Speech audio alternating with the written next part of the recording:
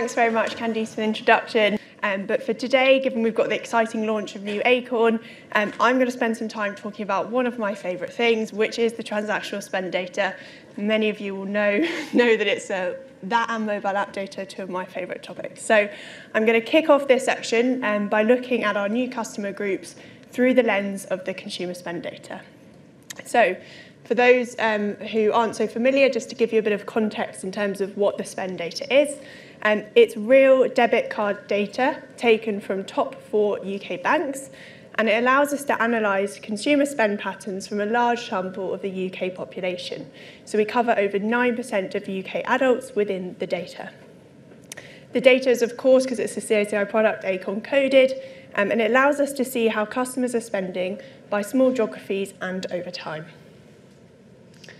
So I'm just going to do a little bit of a throwback to Sue and Kevin's excellent session earlier and look at some of the top chumps that they spoke about.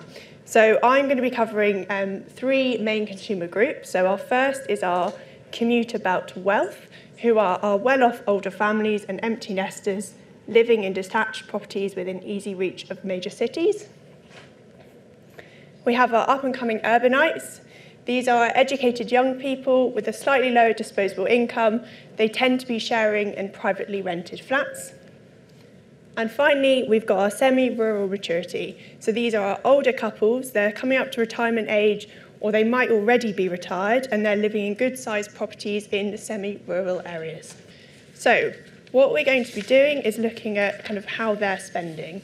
So to do this, I've analysed some transaction spend for over 300 brands under the new Acorn lens to start to understand where the different consumer groups are spending when compared to the GB average. So these are some of the top kind of 7 or 8 over-indexing brands for each of the different consumer types. So we've got commuter belt wealth, up-and-coming urbanites, and semi-rural maturity. Now, I know you saw the profile earlier of the profile in the room, so we've got a lot of commuter belt wealth, and a lot of up-and-coming urbanites, and hopefully some of these brands start to resonate with you in terms of where you like to shop. So if we take a step back, let's look at each of these in a bit more detail to understand kind of how the different Acorn segments are aligned with the brands, and you can start to see some quite interesting trends coming through. So for our affluent empty nesters and kind of older families, they're more likely to have larger homes, they've got kind of space and gardens, they're more likely to have pets. So they're spending quite heavily on Pets Corner. Our up-and-coming urbanites, they're moving from rented city flats, they're adding their kind of homely little touches, and they're shopping at Zara Home. And then we've got our semi-rural maturity, and those guys are just in the garden, so they're shopping at Dobbies. For fitness, again, the commuter belt wealth, they've got more space at home, so they're buying up their Pelotons. The up-and-coming urbanites, these guys prioritise kind of health and fitness quite heavily. So we see Third Space coming through strongly, but also brands such as One Rebel and F45 over-indexing quite a lot. And our semi-rural maturity are taking advantage of Nuffield Health. It's in part kind of due to the nature of where Nuffield Health are located. They tend to be in slightly kind of more out-of-town locations. And for leisure, we can see quite an interesting trend here with Majestic and Laithwaites. So they're attracting slightly different audience, and in part that's due to their network, so they are in slightly different location bases, but they're prioritising being at home for their wine nights, whether they're dinner parties with friends, whereas our up-and-coming urbanites, they do heavily over-skew on kind of eating and drinking, but it tends to be out, less so at home. And they're also prioritising, so this logo here is the pig.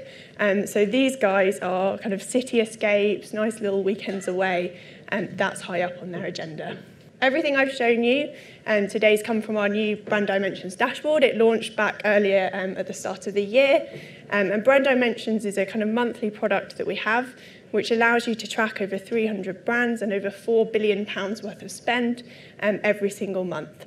You can start to look at kind of how market shares are changing across your competition, look at customer profiles, and analyse those changes over time. So Brand Dimensions is available to all of our subscribers.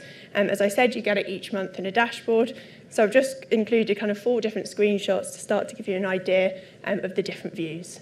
This is our brand overview page, and it gives you an idea of how the brand has performed in that month. We can also see what the market share is for your brand within the wider category, and you can start to look at where that spend is coming from. The map there is filtered on Ollie and Steen.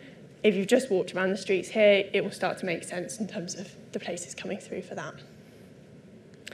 And you can also look at kind of how the category as a whole is performing. And this has been quite an interesting step change because we've been started to kind of be able to benchmark your performance to the wider market and also look across categories. So understand how broader categories are performing against what's happening within your sector. And finally, you can track changing sales, transactions, and average transaction values over time. There's also loads of other tabs, obviously on demographics, regional trends. We've got comparison pages and more.